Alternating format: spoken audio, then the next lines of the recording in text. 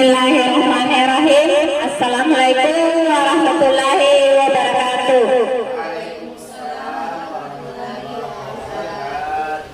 Yang terhormat Bapak Kepala Sekolah dan rekan-rekan guru SD Negeri 89 Kampote. Selamat datang di kegiatan diseminasi menyebarkan pemahaman dan penerapan pengalaman budaya positif di sekolah. Sebagai salah satu pemenuhan tugas calon guru penggerak angkatan 10 modul 1.4. Bersama saya Herlinda, calon guru penggerak angkatan 10, guru SD Negeri 89 Kampote.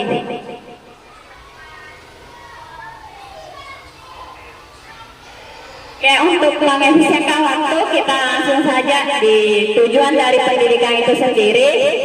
Menurut Ki Hajar Dewantara, tujuan pendidikan adalah menuntun segala kuadrat yang ada pada anak agar mereka dapat mencapai keselamatan dan kebahagiaan yang setinggi-tingginya, baik sebagai manusia maupun sebagai anggota masyarakat. Oleh sebab itu, pendidik itu hanya dapat menuntun tumbuh atau hidupnya kekuatan kuadrat yang memperbaiki ada pada anak, agar dapat lakunya bukan dasarnya, hidup dan tumbuhnya kekuatan kuadrat. Nah, kekuatan kuadrat di sini seorang anak memiliki dua, yaitu kuadrat alam dan kuadrat zaman. Jadi sekarang pendidikan itu bukan lagi menuntut, tapi menuntun. Bedanya hanya satu kata, tapi itu sangat berarti. Oke. Nah, kita kesini dulu. Apa itu budaya positif? Pikir kita sering mendengar kata positif. Kira-kira apa yang kita tahu terkait budaya positif? Bapak Ibu guru hebat, ada yang bisa? Budaya positif. Budaya yang baik. Budaya yang baik. Budaya yang baik dan budaya yang berkarakter. Oke, terima kasih atas jawabannya. Masih ada?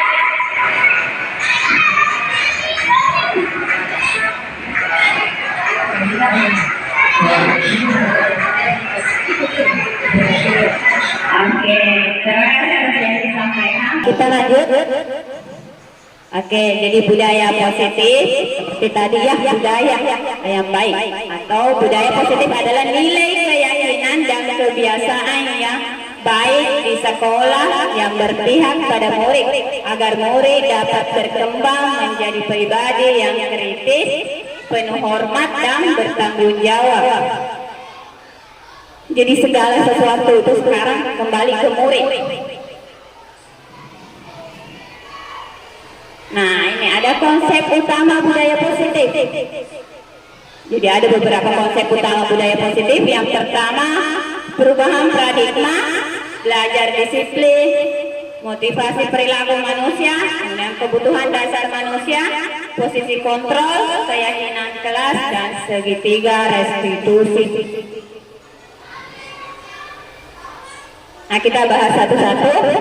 Yang pertama, perubahan paradigma belajar. Dalam membangun budaya positif di sekolah, dapat menyediakan lingkungan yang positif, aman, dan nyaman agar murid mampu berpikir, bertindak, dan menciptakan dengan merdeka, mandiri, dan bertanggung jawab. Disiplin sangat berkaitan dengan kontrol guru terhadap murid. Nah, kita coba satu kasus. Nanti bisa dibayangkan kira-kira apa yang akan kita lakukan ketika mendapat kasus seperti ini. Jadi bisa dibayangkan saja, sebentar disampaikan kira-kira apa yang akan kita lakukan. Tuh, Anda dan teman Anda akan melakukan kegiatan cobalah buka. Anda adalah A, tugas Anda adalah menghafalkan salah satu tangan Anda. C, Coba Anda bayangkan bahwa Anda menyimpan sesuatu yang sangat berharga di dalam kepala tangan Anda. Anda perlu menjaga benda tersebut sekuat tenaga, karena begitu pentingnya untuk kehidupan Anda. Tugas D atau rekan Anda adalah mencoba dengan segala cara untuk membuang kepala tangan Anda, membuka kepala tangan Anda. Teman Anda boleh membujuk, menghardik, mengintimidasi, memarahi, menggoda, menggelitik, bahkan menawari Anda uang agar Anda bersedia membuka kepala tangan Anda. Kira-kira apa yang kita lakukan ketika misalnya ada teman kita membujuki? Apakah tetap dipertahankan tangan Anda atau dibuka? Biasanya kalau dibujuk dengan raja sebentar mungkin Dia mulai tergoda kalau dirayu. ya langsung dimarahi. Ya. Apakah kita akan terpengaruh dengan rayuan tersebut atau tetap mempertahankan? Jadi yang menentukan adalah kita sendiri mau dibuka atau tidak. Sekuat apapun orang menggoda kita, kalau kita tidak ingin membuka, tidak akan dibuka. Oke, kita lanjut. Perubahan paradigma belajar. Perubahan paradigma belajar, teori kontrol. Jadi ini menurut Dr. William Lasa yang ada beberapa poin. Ada 4 ya. Yang pertama, ilusi guru mengontrol murid. Ilusi bahwa semua penguatan positif efektif dan bermanfaat. Kemudian ilusi bahwa kritik dan membuat orang merasa bersalah dapat menguatkan karakter. Terakhir, ilusi bahwa orang dewasa memiliki hak untuk memaksa. Disiplin, kita masuk di poin disiplin positif. Kira-kira apa makna disiplin? Makna disiplin, kita sering mungkin disampaikan ke anak-anak bahwa kita harus disiplin. Nah, kira-kira apa maknanya dari kata disiplin itu sendiri? Ya, akhlak kan? Ya, tingkah laku, kemudian Guru dulu memberikan contoh yang baik, bisa disiplin supaya anak kita melihat secara tidak langsung tuh dulu seperti teladan. Kalau gurunya selalu terlambat, siswanya tidak pasti. Ya, oke. Oke, saya pikir seperti itu. Terima kasih atas jawabannya, Bu. Kita lanjut. Ya, jadi kita harus memberi contoh dulu. Nah, ini. Ternyata disiplin itu dari bahasa Latin. Kita biasanya menuntut, ternyata arti disiplin itu sendiri adalah belajar. Makna asal dari kata ini berkonotasi dengan disiplin diri dari murid-murid. Nah, ini menurut Sokrates dan Plato. Kemudian disiplin diri membuat orang menggali potensinya menuju sebuah tujuan apa yang dia hargai. Kemudian namun dalam budaya kita makna kata disiplin telah berubah menjadi sesuatu yang dilakukan seseorang pada orang lain untuk mendapatkan kepatuhan. Nah, ini yang sering kita maknai bahwa orang disiplin itu harus patuh. Kecenderungan umum adalah menghubungkan kata disiplin dengan ketidaknyamanan, bukan dengan apa yang kita hargai atau pencapaian suatu tujuan mulia. Jadi terkadang ketika kita menuntut anak-anak disiplin, kita menganggap bahwa anak itu tidak disiplin. Yang cenderung muncul itu adalah hukuman yang diberikan. Karena itu yang sering mendasar kepada kita. Oke, kita lanjut. Nah, disiplin adalah kemampuan memerintah diri sendiri dalam mengontrol dan menguasai diri untuk memilih tindakan yang mengacu pada nilai-nilai yang kita hargai dengan penuh tanggung jawab tanpa perintah orang lain. Nilai-nilai yang kita hargai adalah nilai kebajikan, sifat positif manusia yang merupakan tujuan mulia yang ingin dicapai setiap individu, yaitu nilai-nilai dalam profil pelajar Pancasila.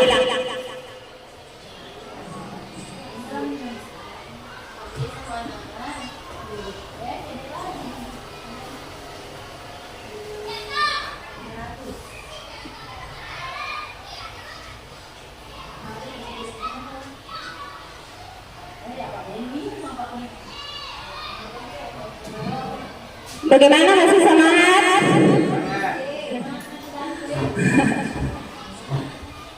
Oke, kita lanjut masih di disiplin positif. Nah, yang tadi disiplin positif berasal dari kata disiplin yang artinya belajar.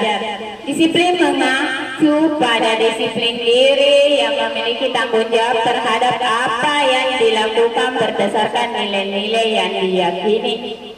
Disiplin positif merupakan salah satu cara penerapan disiplin yang bertujuan untuk menumbuhkan kesadaran serta memberdayakan peserta didik tanpa imbalan, penghargaan atau reward, ancaman atau hukuman.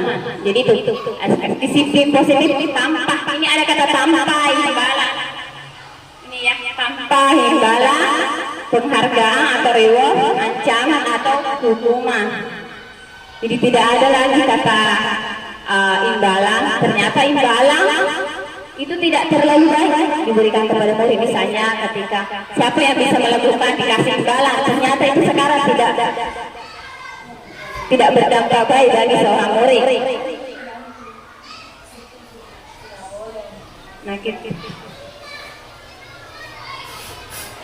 di sini di poin ini, sebagai pendidik tujuan kita adalah menciptakan peserta didik yang memiliki disiplin diri sehingga mereka berperilaku mengacu kepada nilai-nilai kebajikan universal dan memiliki motivasi intrinsik dalam perubahan perilaku ke arah yang lebih baik.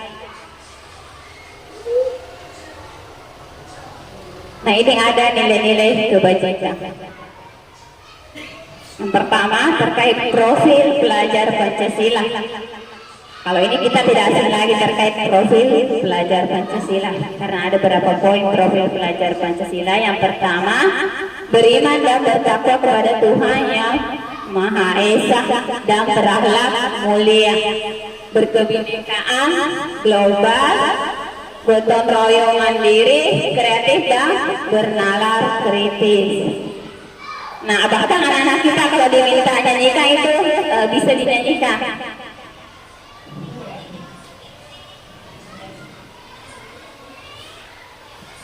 Kemudian ini yang poin kedua, toleransi, rasa hormat, integritas, mandiri, menghargai, antusias, empati, keingintahuan, kreativitas, kerjasama, percaya diri, dan komitmen. Di keterampilan hidup, ini di keterampilan hidup dapat dipercaya seluruh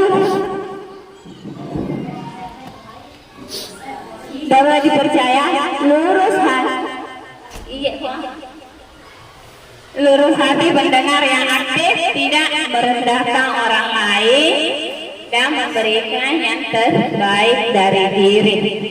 Jadi ini kita selalu berusaha memberikan yang terbaik kepada murid-murid kita.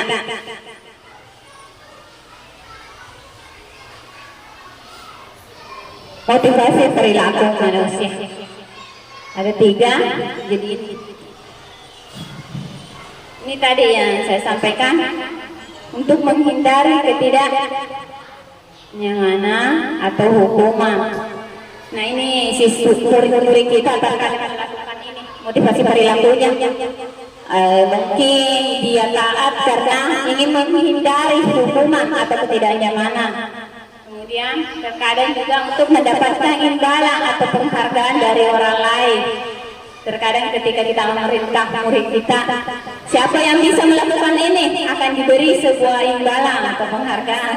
Ternyata itu tidak terlalu baik untuk karakter murid, berpengaruh untuk perkembangan karakter. Ya, betul Bu. Betul bahwa itu yang tertanam ke murid-murid kita, bahwa dia akan melakukan sesuatu kalau ada imbalannya.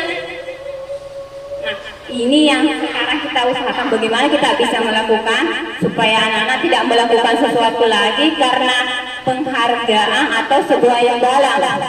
Kemudian poin selanjutnya ini, untuk menjadi orang yang mereka inginkan dan menghargai diri sendiri dengan nilai-nilai yang mereka percaya. Nah, ini ada bedanya. Apa sih itu hukuman dan sanksi atau konsekuensi? Kita sering kemana melakukan hukuman atau konsekuensi yang diberikan ke anak-anak. Nah, contoh ini contoh kasus bisa mungkin diperhatikan Bu.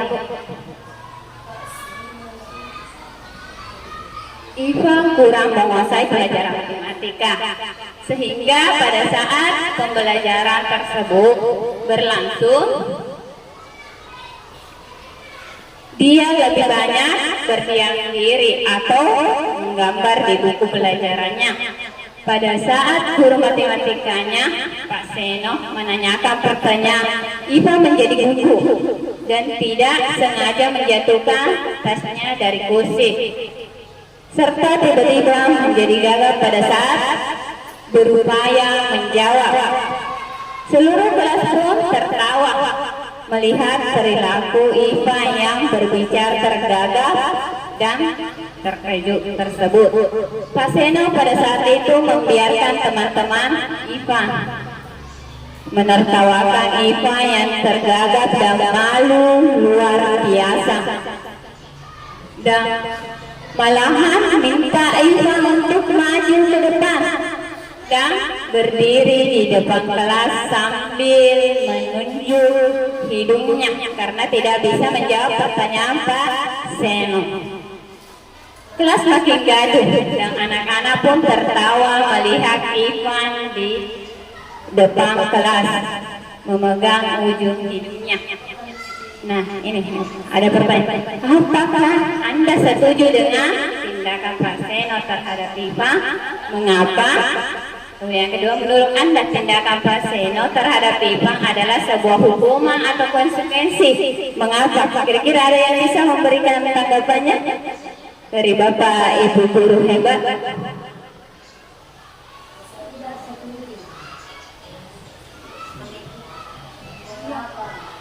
Silakan Po. Ya, disampaikan saja Po, kira-kira kita setuju atau tidak. Kalau tidak setuju, kenapa?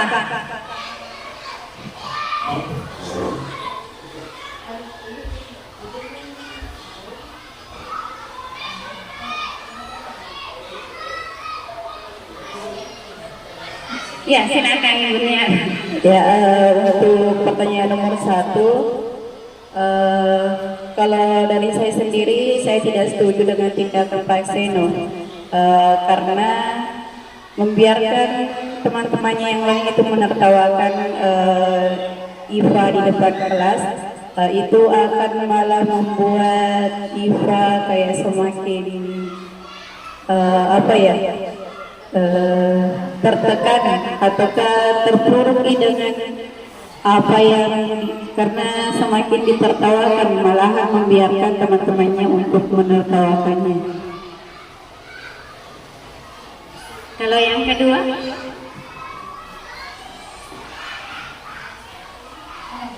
Daplas dulu untuk jawaban dari ibunya. nomor 2. Jadi pertanyaan nomor 2, menurut Anda tindakan Pak Seno terhadap Ivan adalah sebuah hukuman atau konsekuensi? Mengapa? Kira-kira itu hukuman atau konsekuensi? Ketika kita menunjuk anak-anak maju ke depan,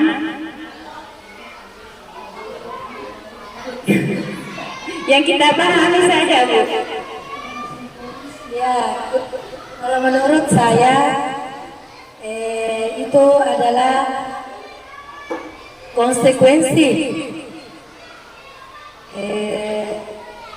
Karena tadi apa? Iva kurang menguasai pelajaran. Ya, konsekuensi. Ya, terima kasih atas jawabannya. Aplaus dulu untuk jawabannya. Kita bahas bersama.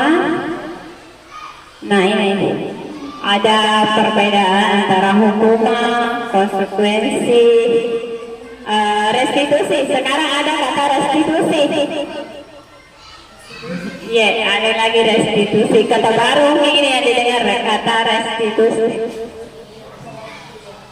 Nah, ini perbedaannya. Hukuman sesuatu yang menyakitkan harus terjadi.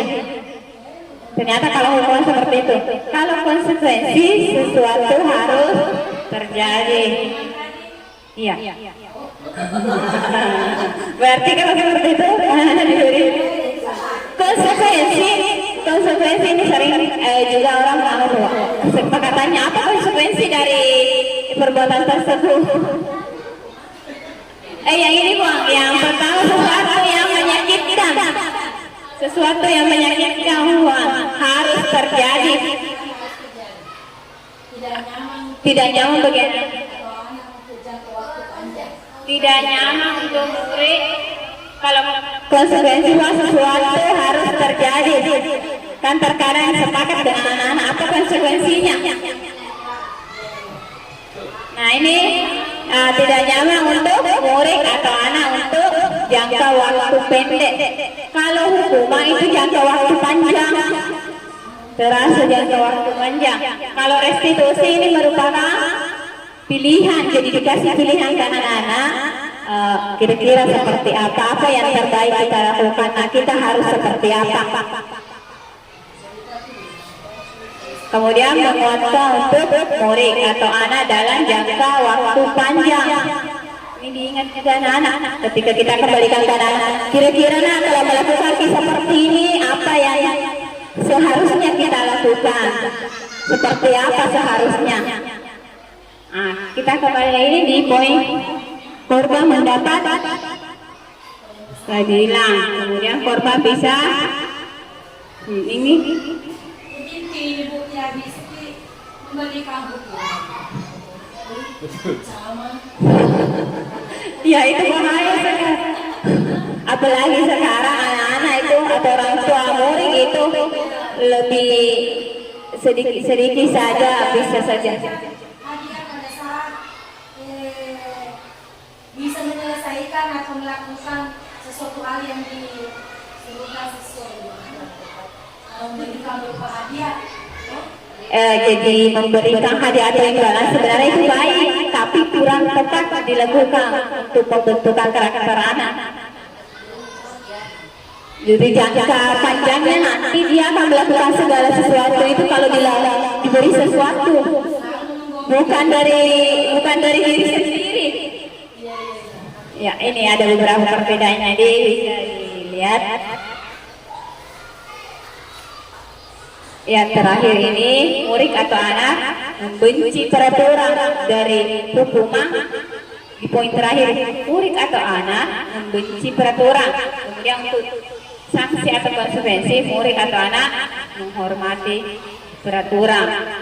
Kalau di restitusi, murid atau anak menghormati dirinya dan orang lain. Jadi yang konsekuensi, kalau kita bilang apa konsekuensi, dia hanya akan menghormati peraturan saja, tapi kalau nanti di restitusi, nah dia akan menghormati dirinya dan orang lain karena dikembalikan.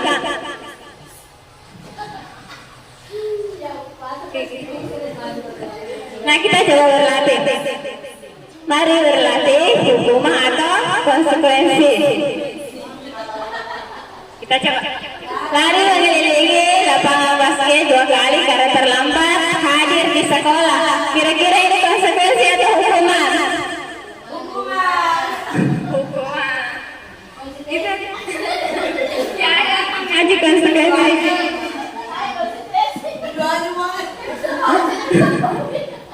Coba kita lihat. Ternyata hukuman. Kita lanjut di sastra. Memberikan coretan yang dibuatnya di meja. Kalau ini konsekuensi, kita lihat. Jadi dia yang mencoret, dia konsekuensinya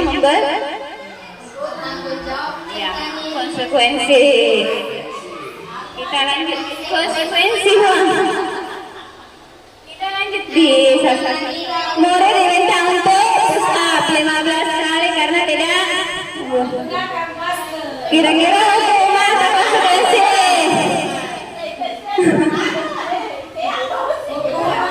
Hukuman atau konsekuensi? Sekaligus olahraga. Kita lihat hukuman.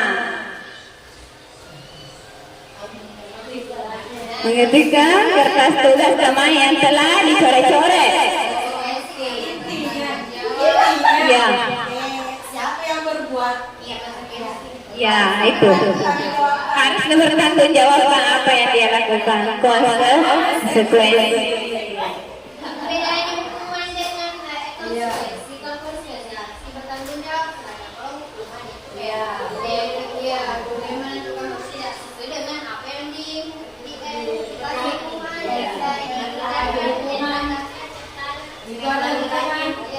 Artinya murid terpaksa melakukan. Iya.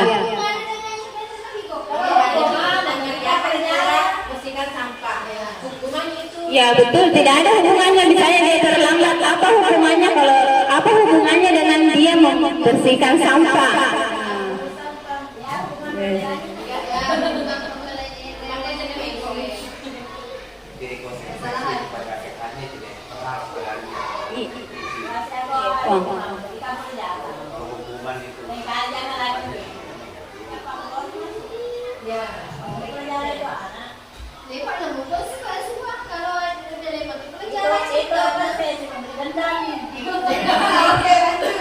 Oke, kita lanjut.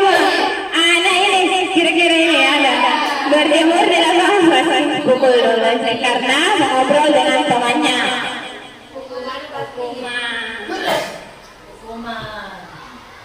Kita lanjut lagi. Murid diminta sepanjang hari karena tidak menggunakan sepatu warna hitam sesuai peraturan sekolah. Konsekuensi atau hukuman ini? Murid diminta bertelanjang kaki sepanjang hari karena tidak menggunakan sepatu warna hitam sesuai peraturan sekolah. Artinya peraturan sekolah adalah harus pakai sepatu hitam, tapi tidak pakai sepatu hitam. Nah, disuruh buka sepatunya, kira-kira konsekuensi atau hukuman?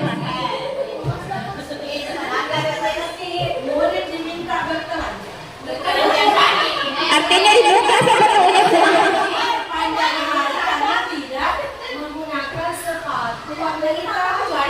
Peraturan sekolah, artinya peraturan. Iya, kok peraturan sekolah sepatu hitam tapi pakai. Kira-kira konsekuensi? Kalau berbuat konsekuensi berhubungan dengan apa yang dilanggarnya kan itu hukuman. Oke, konsekuensi. Kita lihat ada yang hukuman, ada konsekuensi.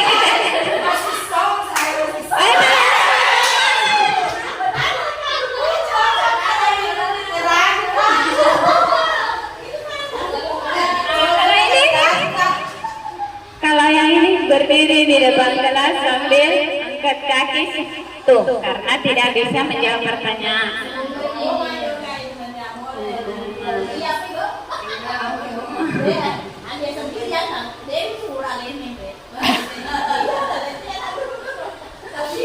Kita lanjut di kebutuhan dasar manusia.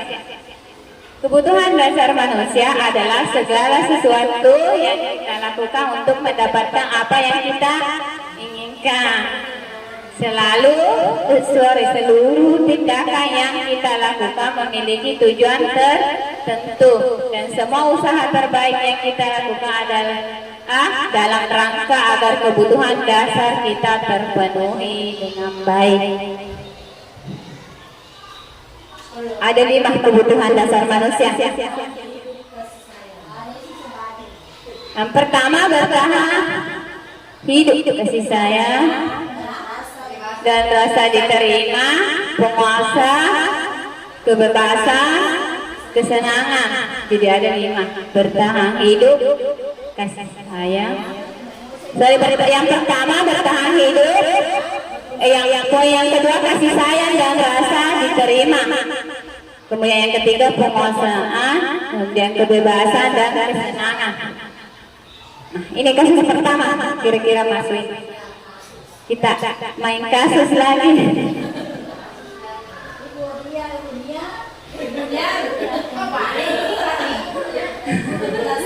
Ibu Ria, guru kelas 6 di SD Permai, sedang bingung menghadapi ulah salah satu murid di kelas bernama Agus. Beberapa anak telah datang dan mengeluh Agus yang sering meminta bekal makan siang mereka dengan paksa. Jika Anda menghadapi situasi seperti itu, apa yang akan Anda lakukan? Menurut Anda kira-kira apa alasan Agus melakukan hal itu? Jadi kita kembali lagi tadi di 5 kebutuhan dasar manusia. Apakah misalnya dia kebutuhan ini bertahan hidup, atau yang kedua kasih sayang, atau hanya penguasaan? Iya. Jadi ada 5 tadi.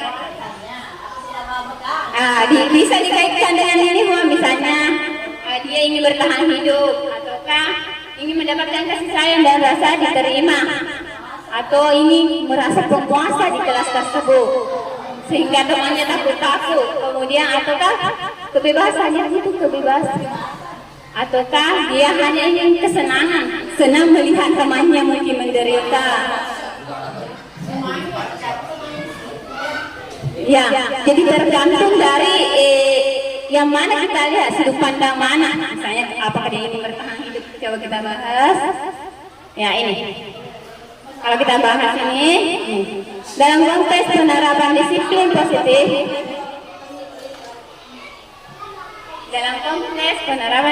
positif, Ibu Ria cari tahu alasan Agus melakukan tindakan tersebut agar mengetahui kebutuhan mana yang sedang berusaha dipenuhi Agus.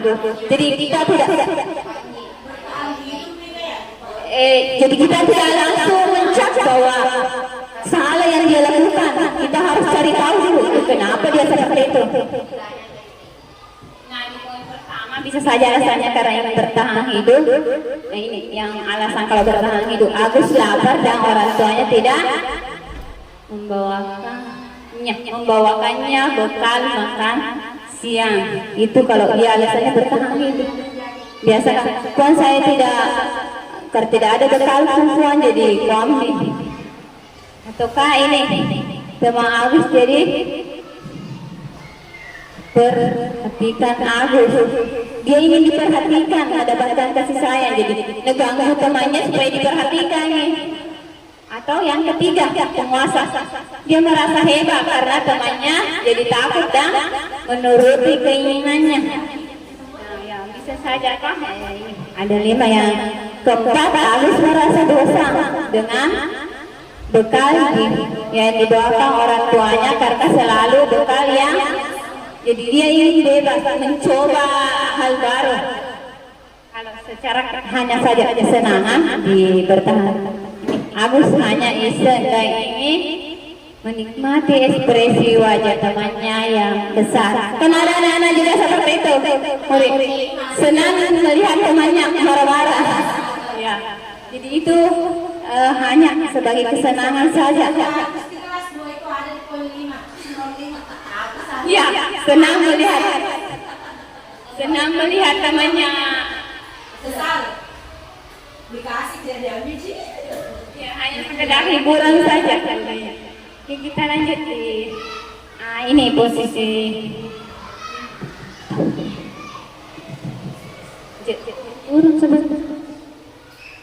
posisi kontrol huruf. Ini ada 5 posisi kontrol huruf. Yang pertama penghukum,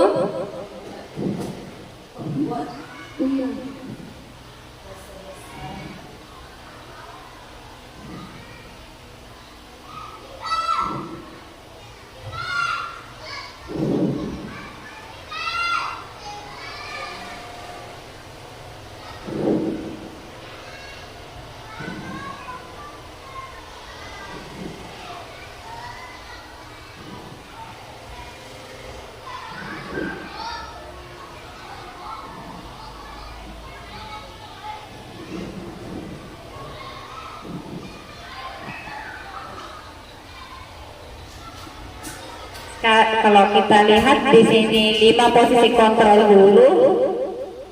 Kira-kira kita di poin yang mana? Pertama penghukum, pembuat merasa bersalah, teman, pemantau, manajer.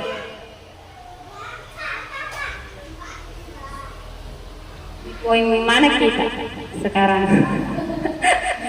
Abang masih di poin pertama? Manajer. Yang manajer. Tahu ya pembuat. Teman. Teman, yang ini teman. Hukum. Kadang-kadang jadi penghukum.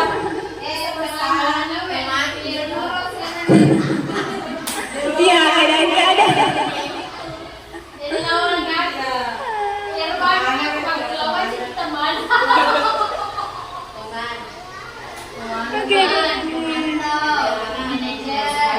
Ini sering kita lakukan sama ini kelima poin ini yang dilaksanakan. Oh, kadang-kadang ya, nomor 1 kadang-kadang. Oke, kita lanjut. Seperti apa posisi kontrol dulu. Ini ada perbedaannya ya.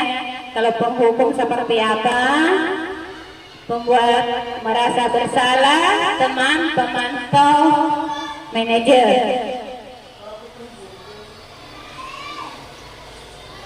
Ya, bisa dibaca.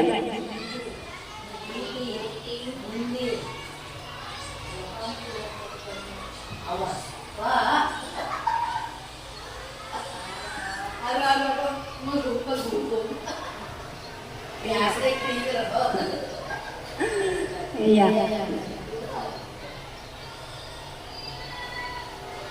Bisa dilihat perbedaannya.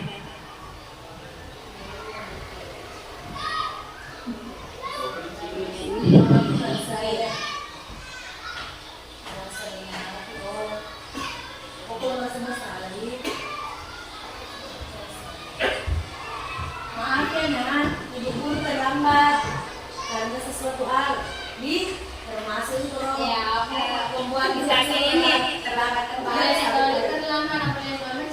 Contoh kita bahas di poin pertama. Ini yang pertama, ini di motivasi guru berbuat. Kalau penghukum berarti menghardik, menunjuk-nunjuk, menyakiti, menyindir.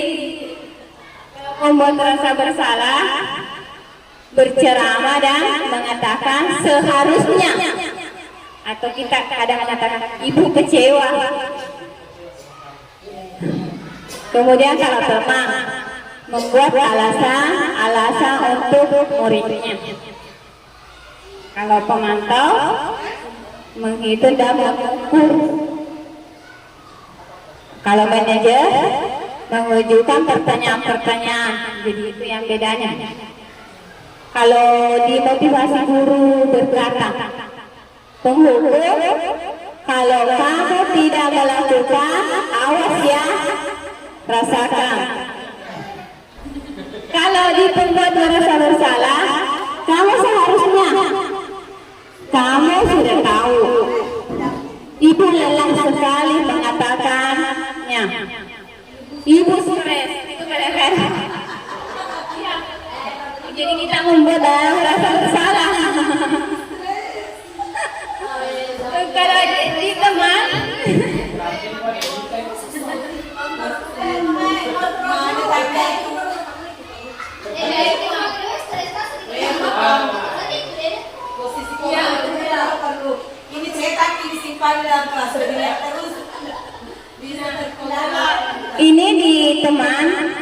ayolah lakukan demi ibu. Jadi sekedar kayak membujuk, ayo nak lakukan. Kemudian, masa kamu tidak mau? Ingat tidak, ibu pernah bantu. Jadi ingat tidak, ibu pernah bantu. Ibu guru, jangan dikasih.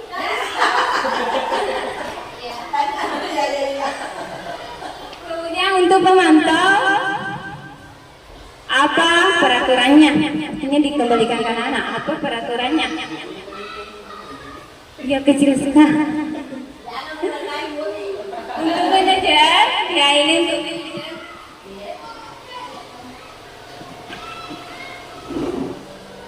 Nah ini untuk manajer, apa yang kita yakini? Jadi ditanya anak-anak. Ditanya anak-anak, apa yang kita yakini nak? Atau apa yang bisa kau kerjakan untuk memperbaiki masalah itu? Jadi dikembalikan ke anak-anak, ditanya, kira-kira apa yang bisa dikerjakan nak untuk memperbaiki masalah tersebut? Kita coba contoh kasusnya. Ini ya, kita coba ini ya. Contoh penerapannya. Contoh penerapan 5 posisi kontrol guru. Untuk penghukumnya. Hormat pada bendera selama 1 jam. Kemudian kalau untuk membuat rasa bersalah, berapa kali ibu atau bapak harus memberitahukan kamu? Kamu selalu saja mengecewakan ibu atau bapak. Ya. Terkadang ini kita sampaikan ke anak-anak. Iya. Ternyata ini dibuat anak-anak merasa bersalah. Sering sekali bisa anak sampaikan masih seperti itu.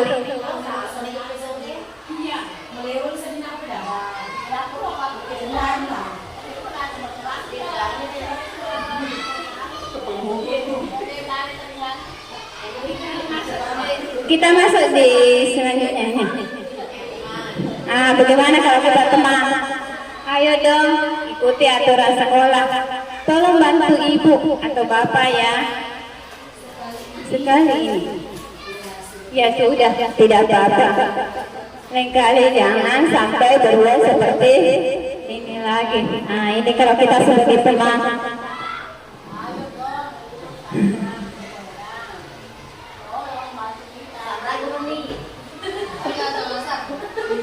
Kalau di pemantau, kamu sudah melanggar peraturan sekolah. Kamu tahu konsekuensinya. Setelah upacara kamu ributnya di koperasi dan jangan diulangi lagi. Ini sebagai pemantau. Kita yang poin terakhir. Manajer. Apakah kamu tahu kesalahanmu? Kira-kira bagaimana kamu memperbaiki kesalahanmu? Ya, kalau kita sebagai manajer ditanya anak-anak apa kesalahan anak, bagaimana kira-kira untuk memperbaiki?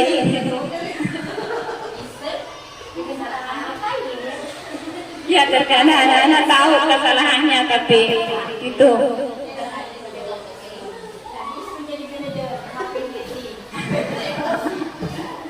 Coba kita kasus lagi ya, kita banyak-banyak membahas kasus.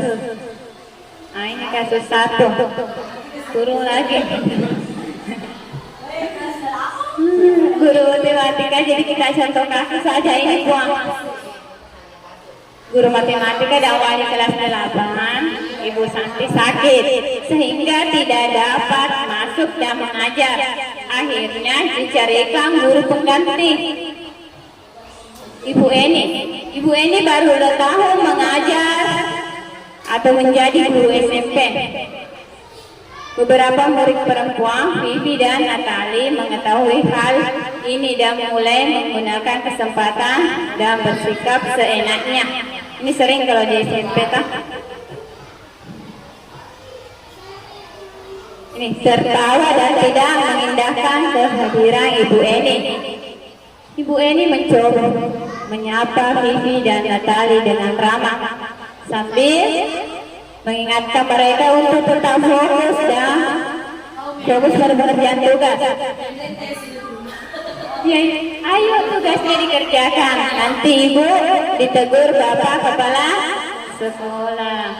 Kalau kalian tidak kerjakan tugas.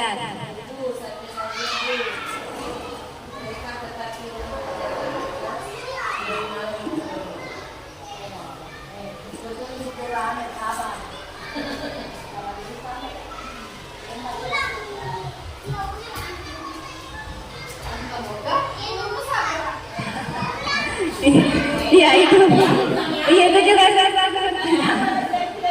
Naomi dan Natali malah jadi tertawa. Ibu santai saja. Mereka tetap tidak mengerjakan tugas dan malah mengobrol. Nah, kalau kita dapat kasus seperti ini, posisi kontrol apa yang sudah diambil Ibu Eni dalam menangani Vivi dan Natali. Kan tadi ada 5 posisi kontrol dulu. Kira-kira yang dilakukan Ibu Eni masuk di posisi kontrol apa? Ini dari masalahnya. Ya, membuat merasa bersalah apalagi? Teman. Masih ada? Ya, ini kita tolong bantu ibu ya. Apalagi? Ya, dua posisi kontrol yang ditemukan. Kita lihat coba, bahas bersama.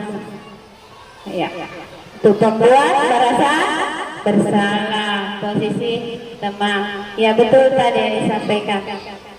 Bu Eni sebagai pembuat merasa bersalah karena dalam kasus Vivi dan Natali, Ibu Eni mengucapkan kalimat, ayolah tugasnya dikerjakan. Nanti ibu ditegur bapak kepala sekolah kalau kalian tidak kerjakan tugas. Kemudian kalau posisi teman, posisi ini ditandai dengan sikap ramah, sabar dan kooperatif dari Ibu Eni. Ibu Eni mencoba menyapa Vivi dan Natali dengan ramah sambil mengingatkan mereka untuk tetap fokus pada pekerjaan tugas.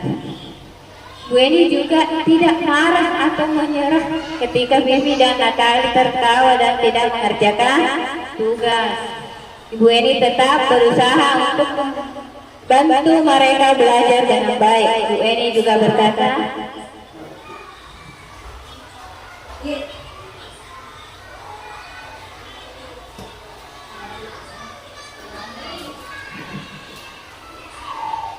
jadi ini Bu Eni juga berkata, tolong bantu ibu ya. Jadi ini selesai. Nah, kita ke kasus kedua.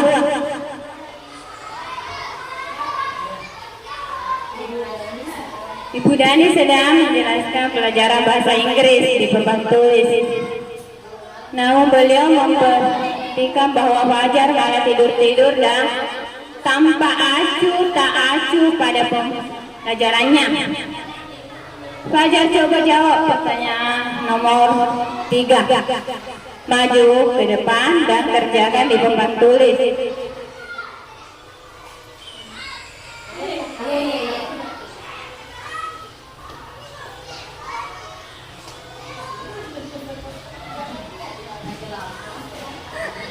Iya, kita lanjut kerjakan di papan tulis. Fajar pun tanpa malasan maju ke depan dan sesampai di depan papan tulis pun Fajar hanya diam terpaku sambil memegang buku bahasa Inggrisnya dan memainkan spidol di tangannya. Ayo Fajar, makanya jangan tidur-tiduran, lain kali perhatikan.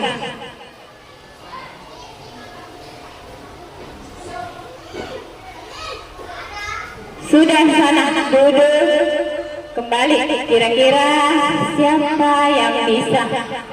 Fajar pun kembali duduk di bangkunya. Hal seperti ini sudah sering terjadi pada Fajar. Sepertinya tidak memperhatikan acuh tak acuh dan nilai-nilainya pun tidak terlalu bagus untuk pelajaran bahasa Inggris. Pada saat ditegur Ibu Dani, Fajar hanya menjawab, tidak tahu Bu. Ibu Dani pun menjawab, gimana kamu Fajar? Kamu gak kasihan sama Ibu? Ya. Ibu sudah capek-capek mengajarkan kamu, tidak kasihan sama Ibu. Dan Fajar pun diam membisu. Kita kaitkan lagi di posisi kontrol. Kira-kira posisi kontrol yang diambil Ibu Dani dalam pendekatan kepada Fajar masuk di posisi kontrol apa? Dari kelima tadi posisi kontrol. Merasa bersalah. Masih ada yang lain?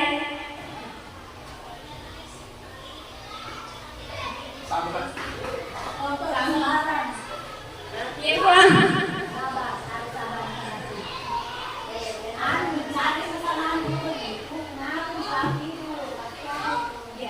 Membuat merasa bersalah. Oke, kita lihat ya. Ya, betul yang disampaikan, artinya mencari kesalahan, membuat merasa bersalah. Jadi ada beberapa indikatornya. Ibu Dani bersikap menyalahkan Fajar. Ibu Dani mencoba untuk membuat Fajar merasa bersalah. Kemudian yang ketiga, Ibu Dani menggunakan kalimat yang menunjukkan penyesalan. Seperti gimana kamu Fajar? Kamu tidak kasihan sama Ibu ya? Ibu sudah capek-capek mengajar. Kamu tidak kasihan sama Ibu. Di kasus ketiga bisa dibaca.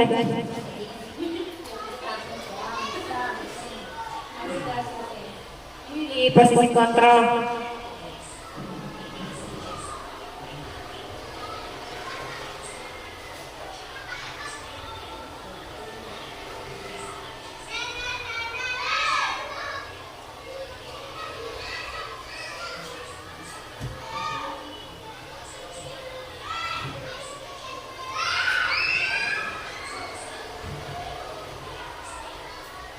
Bisa dibaca. Posisi kontrol apa? Hal-hal apa saja yang dilakukan sehingga seperti itu? Bisa dibaca. Jadi kalau posisi kontrol manajer, Ibu Suti bersikap profesional, inspiratif dan kolaboratif dengan Dina dan Anton yang bermasalah. Jadi di situ ada tadi Ibu Suti membantu Dina dan Anton untuk merefleksikan nilai-nilai dan tujuan hidup mereka, serta bagaimana mereka harus memperlakukan orang lain. Ibu Suti menggunakan kalimat yang menunjukkan tantangan seperti, Dina sepertinya kamu ini sedang marah sekali, atau Dina pun akhirnya perlahan mengangguk. Kemudian Ibu Suti balik bertanya kepada Anto, hal apa yang harus atau hal apa yang bisa dilakukan Dina untuk memperbaiki masalah? Atau Dina berpikir sejenak, namun menjawab, wah tidak tahu Bu, saya lihat kembali mungkin ya Bu. Bu Suti berpikir sebentar dan menanggapi, kalau di lem akan mudah lepas kembali di. Bagaimana kalau kamu menjahitkan saja, bersedia kamu? Jadi tetap ditawarkan ke anak-anak kalau manajer. Kita lanjut di keyakinan kelas. Kalau ini sudah sering didengar keyakinan kelas, bahkan di kelas kita rata-rata sudah ada keyakinan kelasnya.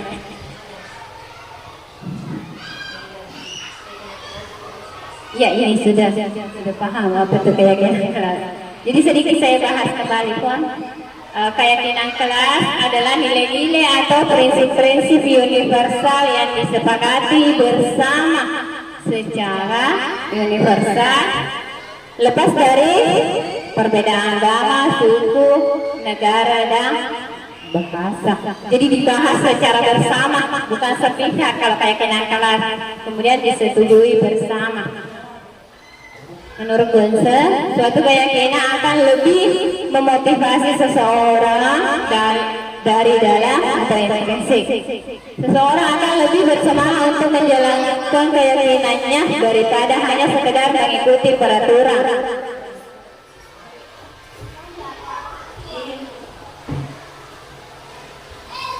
Jadi ini kalau keyakinan tidak terpaksa melakukan karena dilakukan secara bersama, disepakati bersama.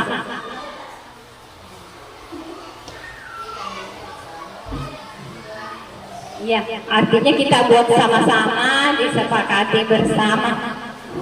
Nah, itu pembentukan keyakinan kelas. Ini pakai buku sendiri, ya, dan kesepakatan dari siswa. Peraturan kelas dulu. Boleh begini. Sekarang kan anak-anak sudah ini juga ini kalau bilang peraturan semuanya kan Pembentukan keyakinan kelas ini bukan yang kemarin dilakukan pembentukan keyakinan kelas. Iya, membentuk keyakinan kelas. Di kelas ada keyakinan. Nah, keyakinan kelas bersifat lebih abstrak daripada peraturan yang lebih rinci dan konkret. Kemudian keyakinan kelas berupa pernyataan universal. Kemudian yang ketiga, pernyataan keyakinan kelas dibuat dalam bentuk positif. Jadi bukan dilarang, tidak boleh, tapi kata-kata yang positif. Kalau keyakinan kelas hendaknya tidak terlalu banyak sehingga mudah diingat dan dipahami. Kemudian keyakinan kelas sebaiknya sesuatu yang dapat diterapkan di lingkungan tersebut. Kemudian semua warga kelas ikut berkontribusi dalam pembuatan keyakinan kelas lewat kegiatan curah pendapat. Artinya semua siswa itu menyampaikan pendapatnya. Kemudian terakhir, bersedia meninjau kembali keyakinan kelas dari waktu ke waktu. Jadi kalau ada yang tidak sesuai, tinjau kembali. Jadi bukan itu terus, itu lagi, tidak ada perubahan tapi ditinjau. Nah, ini perbedaan peraturan dengan keyakinan kelas. Contohnya selalu kembali ke buku. Nih, selalu kembalikan buku ke tempatnya. Kalau di keyakinan kelas itu kita membuat anak-anak merasa bertanggung jawab.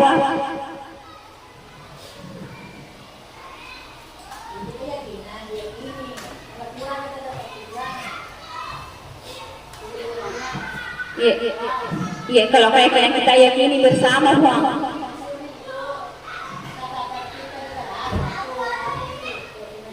Iya, keyakinan di kelas karena dulu Bang peraturan kelas atau tata tertib di kelas itu biasanya kita yang guru yang buat sendiri, tinggal ditempel disampaikan ke anak-anak. Kalau sekarang Bang keyakinan kelas kita buat bersama anak-anak, kira-kira apa yang bagus dilakukan. Jadi secara bersama kita buat nih kalau keyakinan. Iya Bang, itu bedanya. Nah kita lanjut. Nah ini contoh. Jadi contoh ini dokumentasi nomor keyakinan kelas. Semua anak-anak. Jadi kalau sudah dibuat, nanti sudah jadi diminta anak-anak tanda tangani. Artinya dia sepakat. Tapi kalau ada yang tidak sesuai, diperlihatkan bahwa kita sudah sepakat bersama. Tanda tangani bersama. Itu poin menandatangani itu penting. Karena dengan ada tanda tangan itu bisa jadi bukti bahwa oh kita buat bersama Nah kita lanjut ini hal ini yang segitiga restitusi. Segitiga restitusi, proses menciptakan kondisi bagaimana murid untuk memperbaiki kesalahan mereka sehingga mereka bisa kembali pada kelompok mereka dengan karakter yang lebih kuat. Melalui restitusi, guru dapat pertama, membantu murid menjadi lebih memiliki tujuan, disiplin positif, serta memulihkan dirinya setelah berbuat salah, membantu murid untuk jujur pada diri.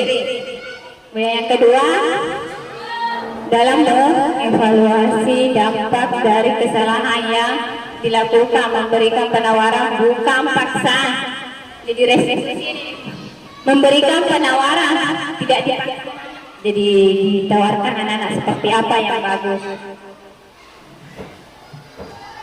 Jadi ada 3 tahapan segitiga restitusi. Yang pertama menstabilkan identitas, kemudian validasi tindakan yang salah, dia menanyakan keyakinan. Kalau menstabilkan identitas, ini terkadang bisa diucapkan, setiap orang pasti pernah melakukan kesalahan. Sampaikan ke anak-anak seperti itu. Kalau contoh validasi yang tindakan yang salah, kamu tentunya punya alasan mengapa melakukan itu. Tanya anak-anak. Kemudian untuk menanyakan keyakinan, ini tadi keyakinan kelas 1 ditanya, keyakinan kelas apa yang telah disepakati. Jadi ketika melakukan kesalahan ditanya, apa keyakinan kelas yang sudah disepakati, nah apa yang dilanggar dari keyakinan kelas tersebut. Nah, contoh kita bahas satu-satu ya. Tahap menstabilkan identitas. Ini yang bisa kita lakukan kalau menstabilkan identitas. Berbuat salah itu tidak apa-apa. Nah, sampaikan kan anak, berbuat salah itu tidak apa-apa. Tapi ada penekanannya nanti di poin selanjutnya. Nah, tidak ada manusia yang sempurna. Saya juga pernah melakukan kesalahan seperti itu. Kita bisa menyelesaikan ini. Bapak Ibu tidak tertarik mencari siapa yang salah, tapi Bapak Ibu ingin mencari solusi dari permasalahan ini. Kamu berhak merasa begitu. Iya, Bang. Artinya ini poin pertama. Iya, Bang. Poin pertama kita stabilkan dulu identitasnya. Apa dari ini ada beberapa yang bisa kita sampaikan ke anak-anak. Kalau sudah distabilkan identitas kita, lanjut di validasi tindakan yang salah. Kira-kira tindakan yang dilakukan yang salah mana? Ini bisa kita sampaikan ke murid seperti ini. Kamu pasti punya alasan mengapa melakukan hal itu. Iya. Iya, Bang, betul, Bang. Ditanyakan apa alasan anak melakukan itu. Kamu patut bangga pada dirimu sendiri karena kamu telah melindungi sesuatu yang penting buat kamu. Terkadang ada alasannya anak-anak melakukan itu.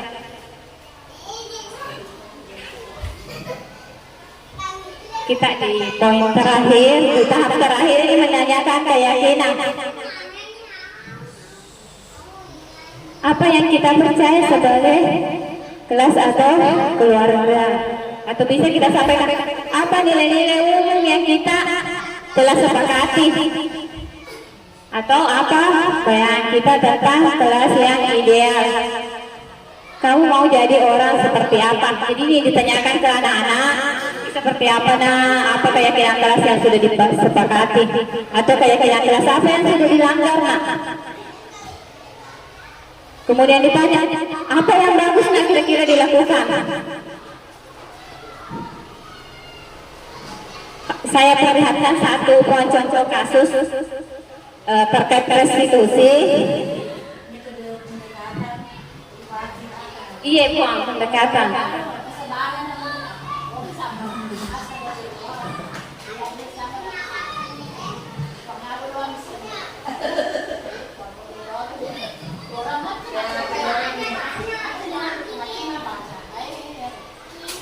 Speaker saja. Saya perlihatkan satu contoh kasus.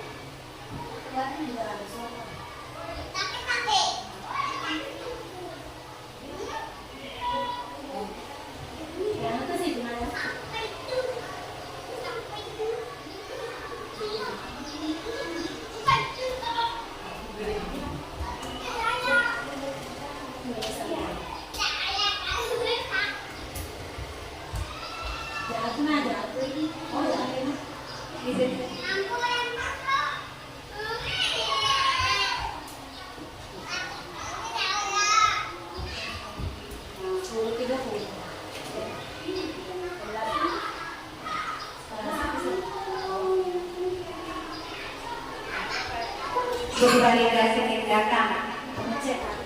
Kemudian kita validasi tindakan.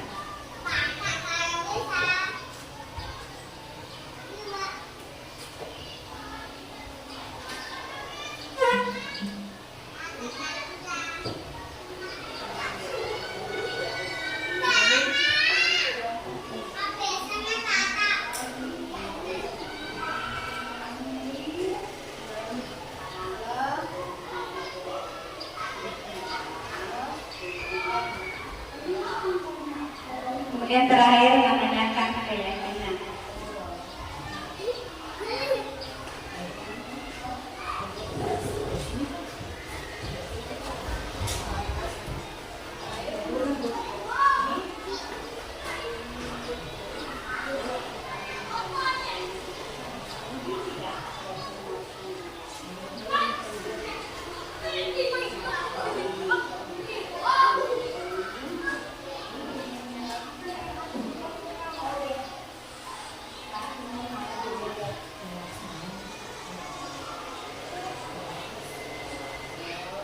Oke, jadi seperti itu Ibu.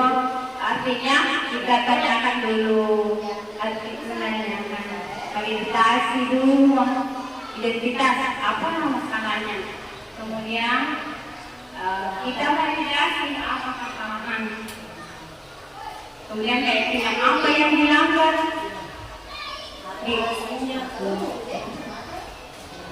Jadi kalau restitusi itu kita ajak anak-anak diskusi, bukan kita yang menentukan apa hubungannya, tetapi kita diskusi dengan anak-anak atau murid.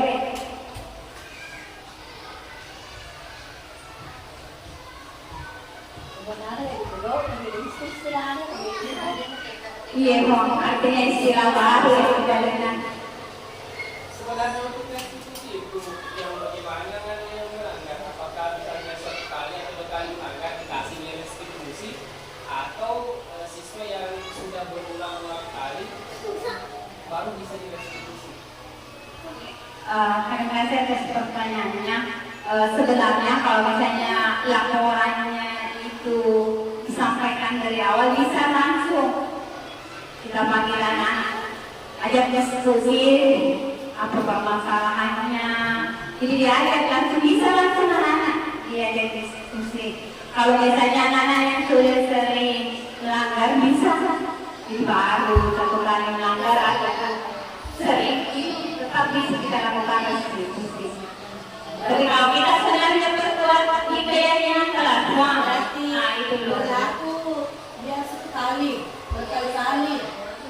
Terus misalnya si A baru satu kali misalnya terlambat atau 2 kali terlambat, si B sudah 3 kali ke atas, sebenarnya yang mana direstitusi, bolehkah itu yang si A, si B, atau si B saja? Bisa dua-duanya. Artinya kan kalau kita baru terapkan ini yang namanya segitiga restitusi, bisa dua-duanya ditangani. Tapi kalau kan sudah lama kita terapkan, tidak mungkin anak tersebut melakukan hal itu kembali karena kita sudah diskusi bersama. Kecuali setelah baru, terkadang kita dapat anak-anak sudah 5 kali melakukan kesalahan. Tapi kalau sudah sering diterapkan, pasti tidak diulangi lagi. Dan kita tidak ada sekali. Ya, dulunya begitu. Apa? Restitusi. Apa itu? Hukuman apa-apa anu itu maksudnya ada apa itu anak? Maksudnya Pak, kalau misalnya anak melakukan kesalahan Pak, kita panggil, ada diskusi Pak. Masuk diskusi. Iya Pak. Ini tadi ada 3 tahapan yang bisa kita lakukan Pak. Ini restitusi guru BK atau guru wali kelas kalau di SD, atau semua mapel kalau misalnya di guru di SMP atau SMA? Ini semua guru, tidak hanya guru BK yang bertanggung jawab. Karena kan misalnya ada guru BK ini di dalam satu satuan pendidikan, biasanya kan tolong tangani itu karena kita yang guru BK biasanya masih begitu. Surat sekolah lanjutan. Iya. Di SMP ada guru BK, tetapi kan biasanya supaya jelas dulu. Iya. Nanti kan sudah merah. Berarti berlaku untuk wali kelas atau guru mata pelajaran. Iya. Kalau misalnya kita guru mata pelajaran, kita tangani guru siswa. Kenapa seperti itu? Itu kan kita ini dulu tadi kita ajak diskusi dulu anak-anak. Nanti setelah itu kita cari. Jadi tidak harus kalau kata misalnya ada guru BK, langsung guru BK saja yang bertanggung jawab. Jadi tidak lagi. Yang perlu kita pahami semuanya seperti apa itu ketiga restitusi. Oke? Karena kan kalau kita dulu waktu zaman-zamannya saya pengukuran BK, kalau ada kesalahan masuk ke BK yang mengendalikan Ya begitu memang tapi sekarang tidak jadi semua harus paham ini sehingga restitusi. Kan biasa kita kalau itu langgar ya tangani dulu. Jadi ketika melakukan segitiga restitusi ini posisi kontrol guru itu harus ada di mana? Apakah bisa mendukung, bisa memperbaiki bersalah atau ada hubungannya, misalnya hubungannya pemantau lah, atau hubungannya teman, atau paling tidak boleh semuanya harus dimiliki. Ya kalau sekarang paling rendahnya itu posisi kontrol tadi posisi kontrol teman. Tapi kalau ini kita ke manajer seharusnya sekarang posisi kontrol guru itu di manajer. Manajer kenapa? Karena itu bagaimana kita bisa memantau. Jadi kalau manajer kan masuk semua ini di situ. Kalau waktunya, Waktunya apa? kamu cabutnya, Ya kita cari waktu bukan misalnya di depan siswa, tapi ya dipanggil ke sebuah ruangan, anak diajak diskusi seperti itu. Bisa dipahami. Jadi sebelum saya tutup kegiatan ini, kalau saya sebut SD Negeri 8 Pemilang Putih, ini bisa diteriakkan luar biasa. SD Negeri 8 Pemilang Putih, Luar biasa. bagus sekali.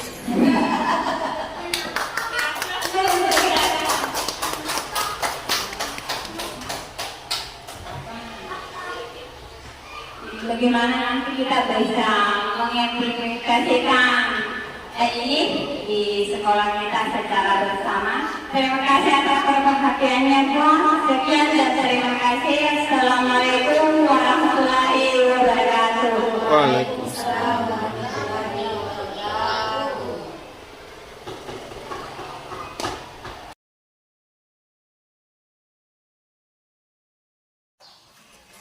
Oke, assalamualaikum warahmatullahi wabarakatuh.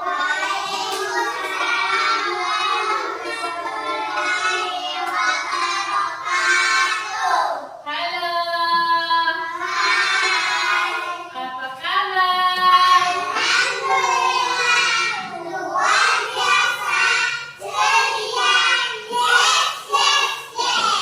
Oke, alhamdulillah. Di hari ini kita akan membuat keyakinan kelas. Nah, ini ya keyakinan kelas. Ada yang tahu apa itu keyakinan kelas? Tahu atau tidak? Tidak. Oke.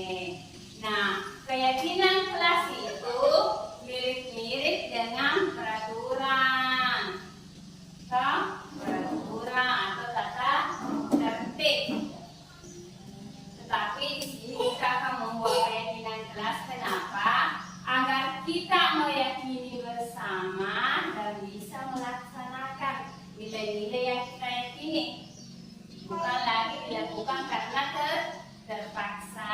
Kalau tata tertib itu biasanya dibuat sendiri, dibuat sendiri. Tetapi keyakinan kelas dibuat disepakati bersama. Contoh misalnya kita sepakat dengan teman-teman, misalnya Oleh dengan Cila sepakat tidak boleh terlambat. Atau kita sepakat dengan guru harus rajin belajar. Seperti itu ya. Nah, harus seperti itu. Jadi tidak menggunakan kata-kata yang negatif. Kalau keyakinan kelas itu menggunakan kata-kata yang positif. Misalnya, kalau biasanya kan di peraturan misalnya tertulis dilarang terlambat. Kalau di keyakinan kelas kita menggunakan kata-kata yang positif. Seperti apa kata-katanya? Misalnya datang tepat waktu. Datang tepat waktu. Jadi itu yang diingat, bukan kata-kata yang negatif, tapi kata-kata yang positif. Nah, kenapa harus keyakinan kelas? Karena keyakinan kelas kita mengutamakan kata-kata yang baik, tidak terpaksa lagi melakukan, karena dilakukan secara bersama, artinya disepakati secara bersama. Nah, nanti ibu akan bagikan kertas seperti ini ya, satu orang satu kertas. Setelah ditulis apa yang kita inginkan, keyakinan apa yang akan kita jalankan, nanti ditempel di sini. Kalau ada sama kata-katanya, nah nanti ibu akan pilih yang mana sama atau yang mirip. Kita ambil satu saja yang disepakati kan. Nah, yang digunakan kertas untuk menulis. Saya bagikan satu-satu ya kertasnya.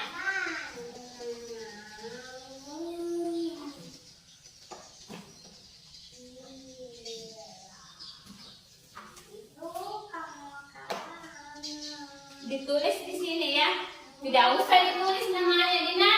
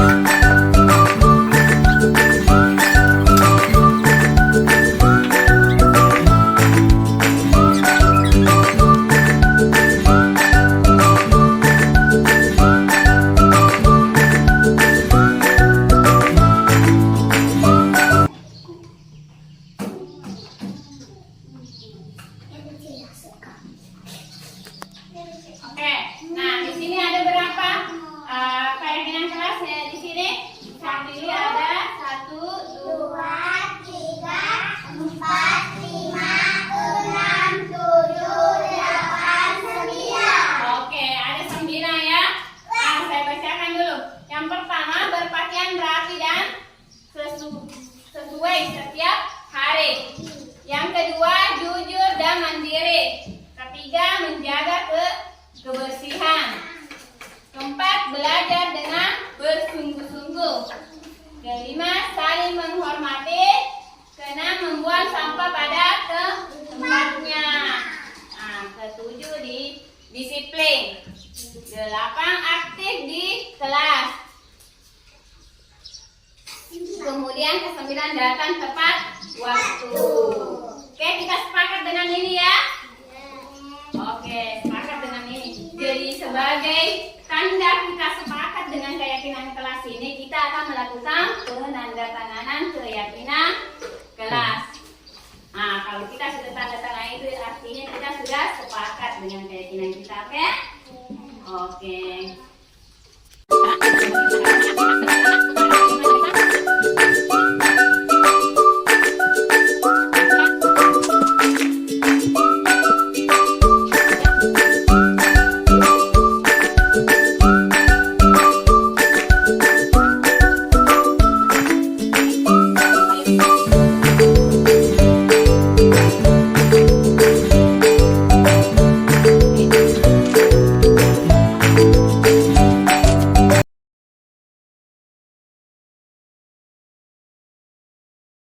Assalamualaikum warahmatullahi wabarakatuh.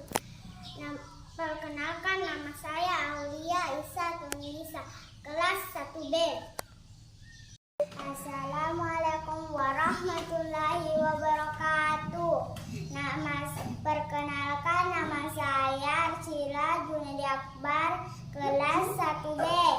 Assalamualaikum warahmatullahi wabarakatuh. Perkenalan, namaku Anjali Sofaterisa, kelas 1B. Assalamualaikum warahmatullahi wabarakatuh. Perkenalkan, nama saya Muhammad Afnan Purnama, kelas 1B.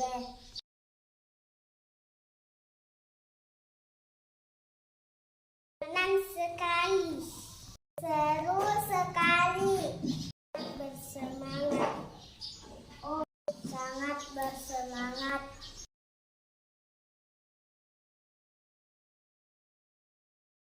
Sangat penting. Sangat penting. Sangat penting. Sangat penting.